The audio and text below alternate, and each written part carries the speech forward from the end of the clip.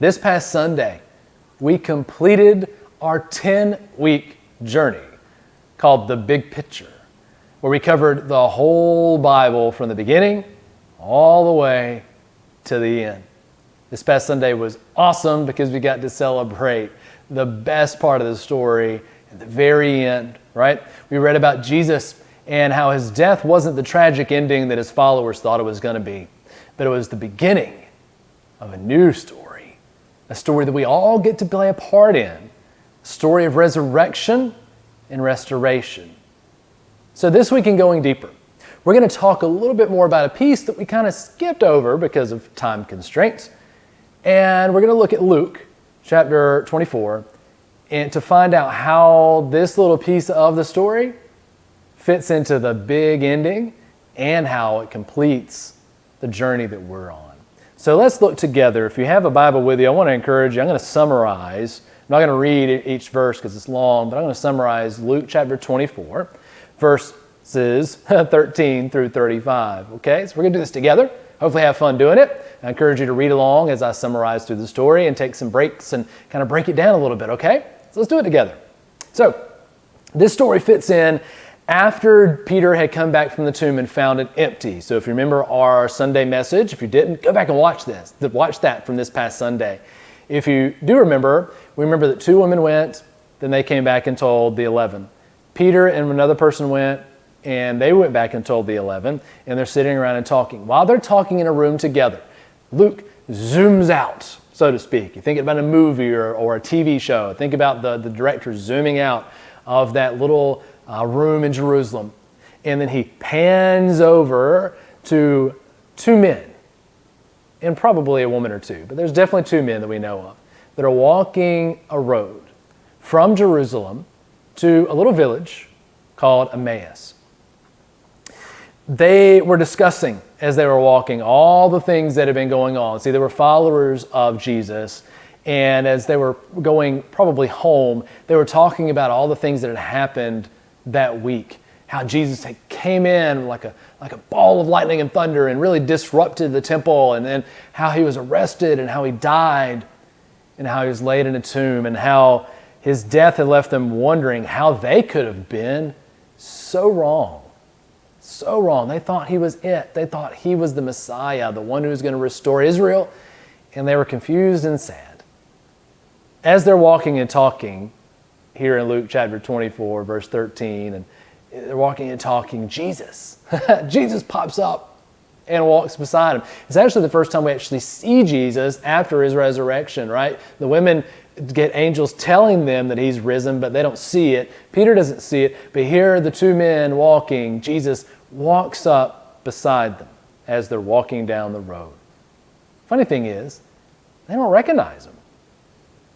So he's listening as they're walking and talking their conversation, and he drops in, which I find to be an almost comical comment. He says, hey, what are you guys talking about? Now, here's the newly resurrected Jesus, right? God in the flesh, taking a stroll on a Sunday morning, right? And he's asking a question he already knows the answer to. It gets better, though, as funny as I think that is. The 2 guys stop walking, and they're like, oh, okay, hey, there's this guy asking about what we're talking about. And they respond with, wait a minute, has your head been in the sand? I mean, have you been in town? Have you been to Jerusalem lately? Because what everybody's talking about is about this guy named Jesus and how he lived and he was doing all these crazy miracles, and now he's dead, and now everything's just haywire and we don't know what's going on. And how can you not know what's happened? Jesus continues to play dumb, though. He doesn't like, oh yeah, I know, I'm him. He doesn't do that. He continues to play dumb, and he says, no, what's been going on? You let me know. Tell me. Now this is hilarious because he knows, but it's brilliant, right? Because Jesus, always the ultimate teacher, isn't asking because he needs to know himself, right? He's asking to see what they thought they knew and to guide them to what really happened. So they tell him there was a man named Jesus. He was just like they thought he was going to be. He's the Messiah, the King of Israel, this king like David. He's going to take Israel back from the Romans, and he's arrested and killed, and now we think it's over. But now we hear this story this morning, right before we left on this walk. There's these two ladies. They went to the tomb and they said they saw two angels. Now, who sees angels? They had to be hallucinating, right? That's not real. And they said those angels said that he was risen and his body wasn't in the tomb anymore. This is crazy. We don't know what was really going on. We can't find him anywhere, even though the angel said he's risen. So they have to be crazy. It's just nuts. So they start walking again as they tell this to Jesus. And Jesus is like, oh, okay, all right. That's wild, man. Crazy story, right? And so they're walking along with the risen Jesus there. And they don't recognize him. But he takes the story from the beginning, the big picture story we've been talking about for 10 weeks, and he breaks it down to them. He tells them that Israel needed a king that would suffer and die as a rebel, not just for the rebels in Israel, but for all rebels.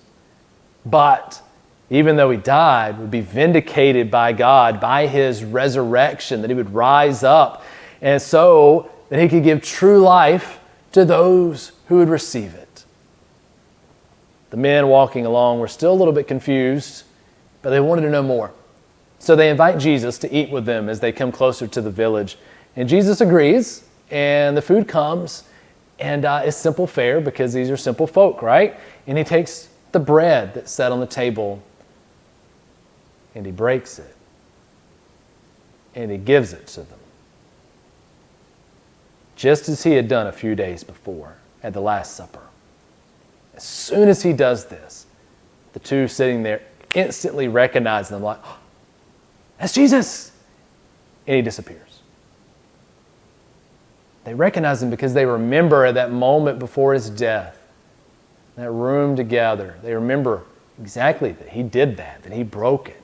He said, this is my broken body, one that I would freely give, that I will die to have it marred, to have it beaten, to suffer the death that you all deserve so that you all can have life. They remember that bread breaking moment. They recognize him. They recognize he is the one they thought he was, just in a different way. As soon as they recognize him, he's gone. Jesus walked this road with them, and Luke includes it here because it shows the human condition. We all have an interpretation of who Jesus is in our minds. Maybe we're taught it, or maybe we catch it from friends and family, but it becomes a part of us. And as long as we hold on to it, we'll remain blind to who he really is.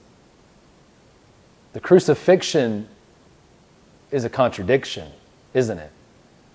It's a paradox of God's purpose in a dead and condemned man. And the gospel stories are an attempt to reorganize our worldview around an event that seems so bizarre and out of place.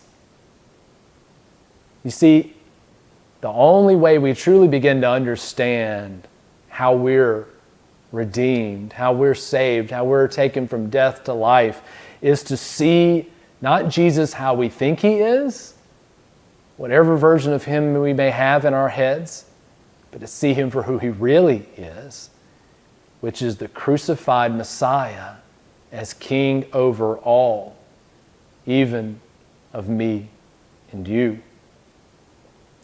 When you get that image of Jesus is when you truly recognize him.